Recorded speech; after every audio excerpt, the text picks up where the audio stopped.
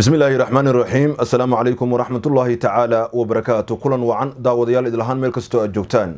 halkani waa Kalsan TV xaruntiisa magaalada Nairobi magaciigu waa Baashi Cumar ku soo dhawaada barnaamijka dhacdooyinka caalamka qodobada barnaamijka dhacdooyinka caalamka idinku hayo waxa kamid ah xooga xutiyiinta Yemen oo gantaal ku dhuftay iskuul ay ku sugnaayeen xubno taabacsan dawladda oo ku yaala gobolka Tacis dibadbaxyaal weeraray gaari uu la socday madaxweynaha Argentine Alberto Fernandez Biden oo sheegay in bartamaha sanadkan dadkiisa ka xoroobayaan cudurka COVID-19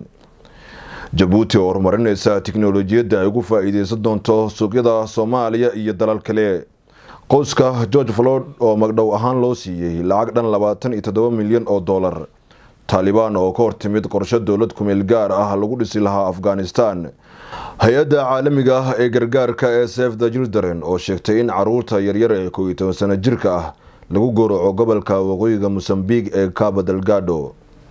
qaybaha dambe ee barnaamijkeena dhacdooyinka caalamka waxaad ku daawan doontaan maxaa nin beeraley ah ku qasbay in uu eegiisa u ekeysiyo sidii shabeelka warbixin cajiib ah ayaan idinkaga heynaa qodobadaas iyo kuwa kale ayaad barnaamijkeena ku daawan doontaan ku soo dhawaada mar kale iyo barnaamijkeena dhacdooyinka caalamka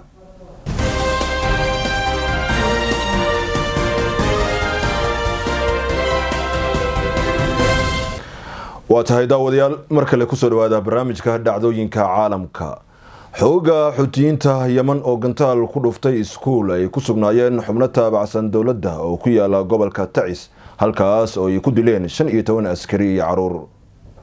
dadka deegaanka ayaa sheegay in caruurta ay ku sugnaayeen aaga markii gantaalka ku dhacay iskuulka oo ku yaala degmada Kadhaa ee gobolka Tacis ee dalka Yemen laba ila ciidanka ayaa sheegay in 15 askari la dilay iyagoo inta ku daray in iskuulka ay hore u isticmaali jireen xooga xutiyiinta lana wareegeen kadib markii dagaalyahano taageersan dawladda ay qabsadeen magaalada Kadhaa toddobaadkii hore dagaaladan ayaa dhawaanahanba ku sii baahaya magaalada lagu muransan yahay ee Tacis ee koonfur galbeed Yemen oo u dhaxaysa dagaalyahano daacad u ah dawladda oo caalamku aqoonsan yahay iyo dhaqdhaqaaqa xutiyiinta taas oo ku khasabtay in ay la wareegaan caasimada Sanca sanadii 2014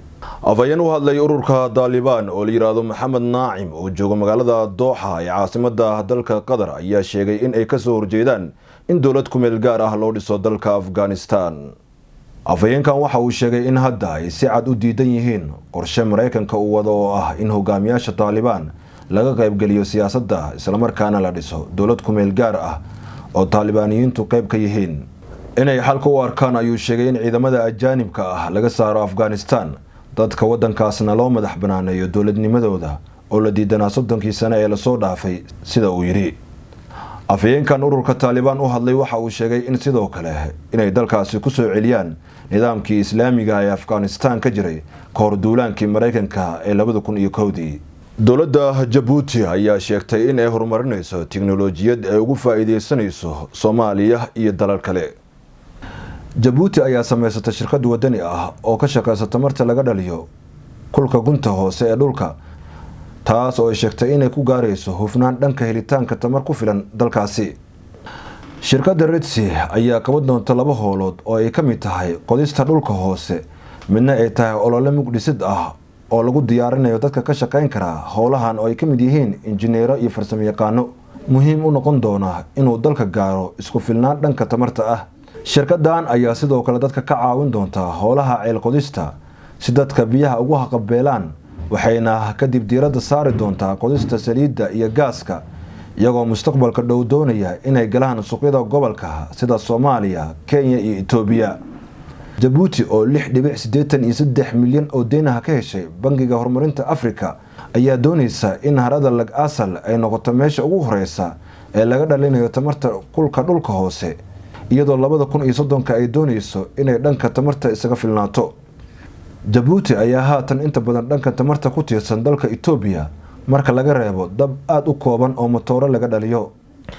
واتهاي داوديال halkaad naga daawanaysaan waa Kalsan TV xaruntiisa magaalada Nairobi barnaamijka dhacdooyinka caalamka ayaa daawanaysaan tobnaan ruux oo careysan ayaa weeraray kolonyo ula socday madaxweynaha dalka Argentine Alberto Fernandez kaas oo booqanaya gobol ku yaala dalkaasi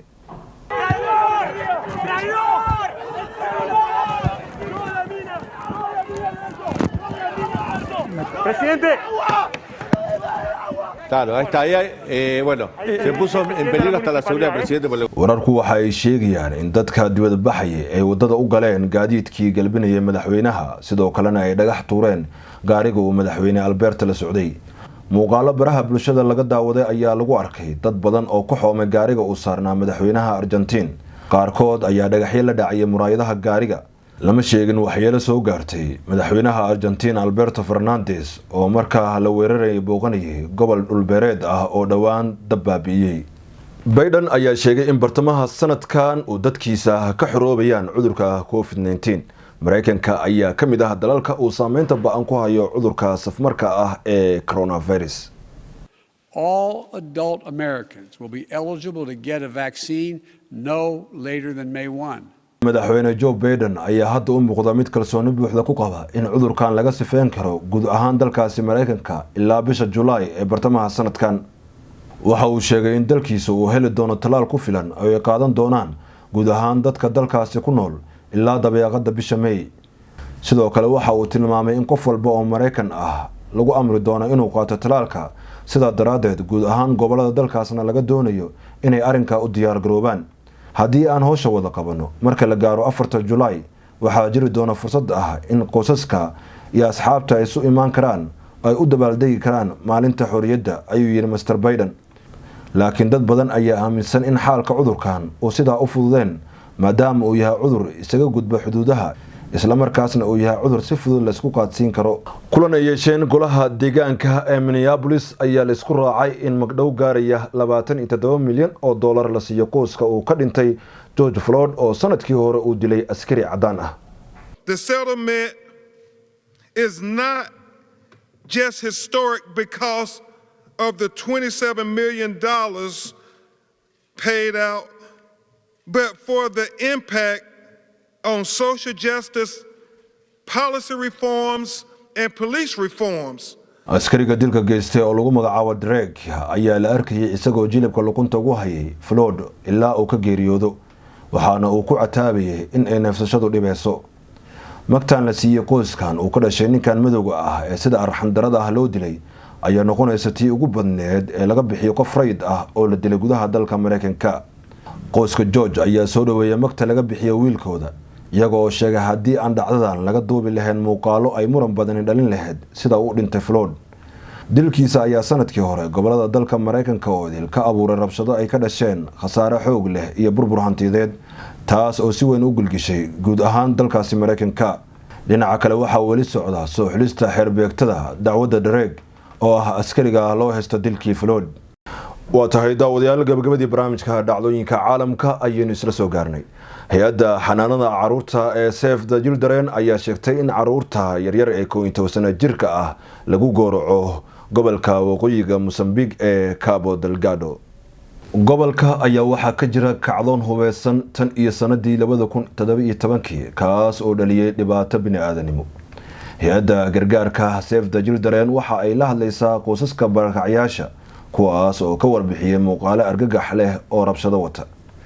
haweeney ka mid ah barakacyaasha ayaa sheegtay inay daawanaysay iyadoo wiilkeeda oo 12 sano jir ah lagu gowracayo meel u dhow